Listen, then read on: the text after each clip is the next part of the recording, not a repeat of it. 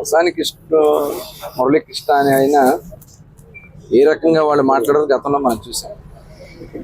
ఎప్పటికైనా సరే అధర్మంగా ప్రవర్తించిన వాళ్ళు ఖచ్చితంగా అధర్మం వాళ్ళని శిక్షిస్తుంది.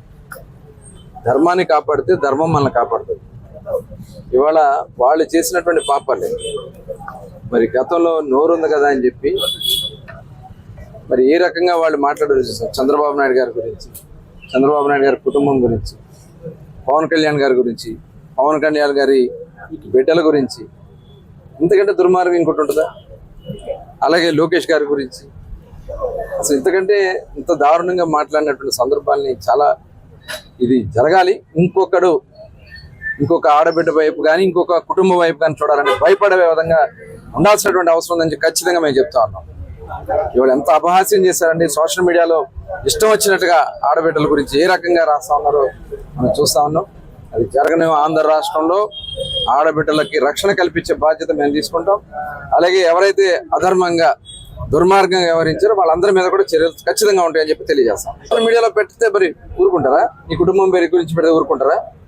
ఆడబిడ్డల గురించి, ఇంట్లో ఉన్నటువంటి ఆడబిడ్డల గురించి మాట్లాడితే ఊరుకుంటారా? సమస్య లేదు. ఆ విషయంలో మటుకి రాజీ పడే సమస్య లేదు. మీకు హక్కు ఉంటుంది, కొంతవరకు ఉంటుంది. సమాజ శ్రేయస్సు కోసం ఉపయోగించండి. ఈ సోషల్ మీడియాలో పెట్టే పోస్టులు, ప్రతి పోస్టు కూడా కొన్ని జీవితాలని నాశనం చేసే విధంగా పెట్టినటువంటి సందర్భాలు ఉన్నాయి. మాట్లాడినటువంటి పాటలు ఆ కుటుంబాలు నిజంగా చాలా మంది సూసైడ్ చేసుకునే పరిస్థితి కూడా దిగినటువంటి సందర్భాలు మేము చూసాం. అలాంటి పరిస్థితి జరగడానికి వీల్లేదు. ఖచ్చితంగా దానికోసమే మేము పనిచేస్తుంది కూటమి ప్రభుత్వం. ఆడబిడ్డల రక్షణ అలాగే సమాజ శ్రేయస్సు కోసం మాత్రమే పనిచేస్తుందని చెప్పి తెలియజేస్తాం.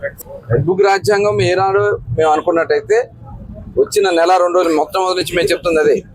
మేము ఎక్కడెక్కడ ప్రజాస్వామ్యబద్ధంగానే మేము ముందుకెళ్తున్నాం. వాళ్ళు చేసినటువంటి నేరాలు సాక్ష్యాలతో సహా ఉన్నాయి కాబట్టి ముందుకెళ్తున్నాం. అంతే తప్ప ఇందులో ఎక్కడ కూడా రెడ్ బుక్ అనుకుంటే వచ్చిన 2వ నెలలోనే మొత్తం అందరూ కూడా లోపల జైల్లో ఉండేవాళ్ళు.